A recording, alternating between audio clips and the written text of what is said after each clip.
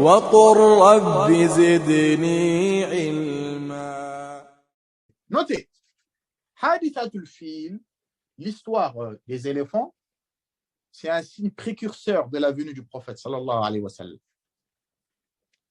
L'histoire des éléphants qu'on va citer là, c'est un signe précurseur. C'est un indice de la venue de Muhammad sallallahu alayhi wa sallam. C'est une preuve.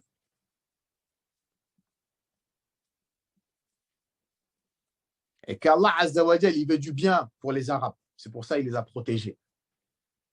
Allah Azza wa Jal, il est comme on va le voir. Il ne les a pas protégés pour les protéger, mais il les a protégés parce que le prophète sallallahu alayhi wa sallam, parce que c'était des mouchriquins, c'était des kuffars. Mais Allah ne les a pas protégés pour eux, mais il les a protégés pour la venue de Muhammad sallallahu alayhi wa sallam. Car cette Kaaba-là, elle a son importance. Et c'est qui va concrétiser l'honneur de cette Kaaba? C'est cet enfant-là quand il va grandir. Donc Allah, il l'a préservé. D'accord? Jamil. Notez les frères. Il y a un homme qui s'appelle Abraha. Abraha, il vient d'Abyssinie. Abyssinie, c'est en Éthiopie actuellement. Abraha al-Habashi, on l'appelle. Il s'appelle Abraha. C'était en français, on dit vicaire, c'est ça? Vicaire. Vicaire, c'est l'adjoint du roi. C'est comme ça qu'on dit en français. Voilà. Le vicaire de l'empereur. Hein? C'est-à-dire l'adjoint. C'est comme si tu dis le premier ministre actuellement. Lui, c'était l'adjoint de Najashi. Najashi, c'était le Négus. Le Négus, c'était le roi d'Abyssinie. Et Al-Abraha, c'était son bras droit, si on peut dire ça comme ça. D'accord? Le Négus, on l'appelle. Tous les rois d'Abyssinie, on les appelle Najashi. Comme tous les rois d'Égypte, on les appelle les pharaons. C'est comme ça. Tous les rois d'Égypte, on les appelle les pharaons. Et tous les rois d'Abyssinie, on les appelle Najashi. D'accord? Et ce Najashi-là, ça n'a rien à voir avec le Najashi à l'époque du prophète. Hein. C'est deux personnes différentes. Pareil. Donc, Abraha, retenez bien ce nom-là. On l'appelle Abraha al-Habashi. Abraha, hein, comment ça s'appelle déjà? Hein, voilà. Comment on dit Abyssinie en français? Hein, Éthiopie, voilà. Abraha l'Abyssinien. Hein. L'Abyssinie, ils étaient en guerre contre le Yémen. Au Yémen, et ils ont pris le dessus.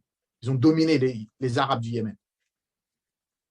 Abraha, il a été envoyé en conquête et ils ont dominé le Yémen. D'accord? Et c'était lui et la tête, Abraha. Et comme vous le savez, ce sont qui peuplaient le Yémen? C'est les Arabes qui peuplaient le Yémen. Et Abraha, il voyait ces Arabes-là, ils quittaient le Yémen pour aller faire le pèlerinage à la Mecque. Il voyait les Arabes quitter le Yémen pour aller faire le pèlerinage, tout ça, à la Mecque. Jamil. Voyant cela, Abraha, il a dit qu'il va construire une grande église à Sana'a. Sana'a, c'est la capitale du Yémen actuellement. Sana'a. Il a dit, c'était les chrétiens, eux. Les Abyssiniens, à l'époque, c'était les chrétiens qui suivaient la religion de Isa, alayhi salam. D'accord? Il a dit qu'il va construire, il a construit une grande église et il a dit qu'il va orienter les Arabes qui fassent le pèlerinage dans son église et qui délaissent la Kaaba. D'accord? Et il l'a fait. Il a construit une gigantesque église et il l'a appelée Al-Qullays. L'église s'appelait Al-Qullays. C'est ça, c'est le nom qu'il lui a donné. L'église s'appelait Al-Qullays. L'église que Abraha, il a construite à Sana'a, au Yémen. Abraha, il était jaloux de la Kaaba.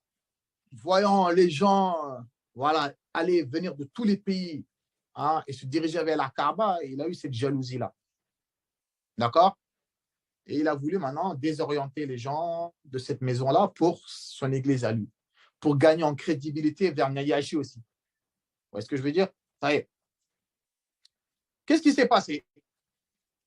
Les Arabes, comme vous le savez, ils tenaient à cœur à la Kaaba. Ils respectaient la Kaaba.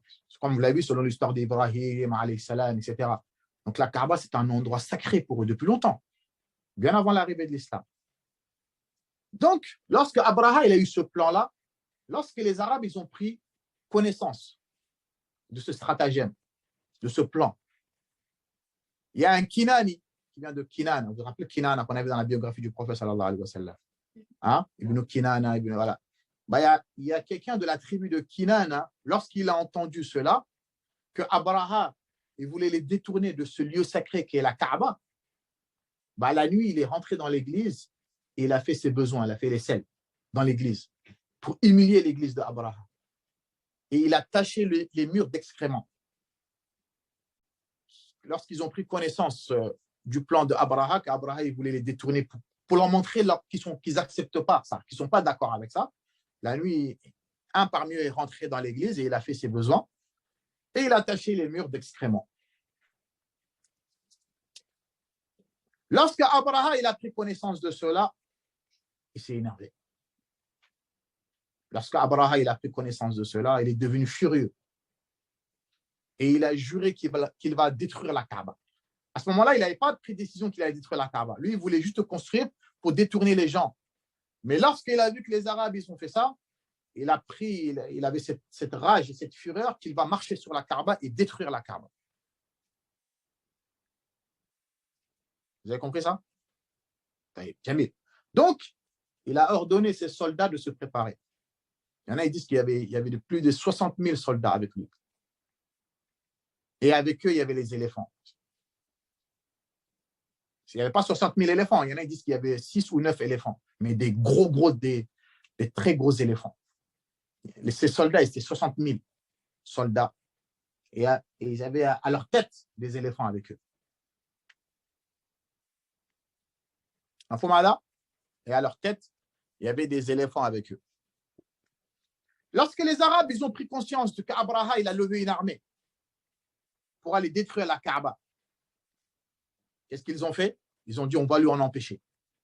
Parce que même dans les mouchriks, ils respectaient la Kaaba. Ils ont dit c'est pas possible que cet étranger-là, il veut détruire notre Kaaba et on le laisse faire. On va lui en empêcher. Et chaque tribu arabe qui s'est mis sur son chemin, il les a tous terrassés. Il les a tous battus.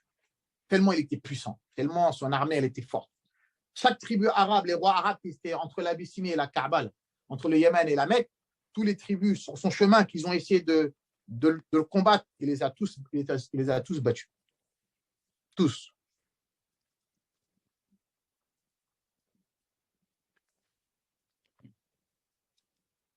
Et parmi eux, il y a eu des traites. Parmi eux, il y a eu des traites parce qu'Abraha ne connaissait pas le chemin pour aller à la Mecque. Et ce sont des Arabes qui lui ont montré le chemin pour aller à la Mecque.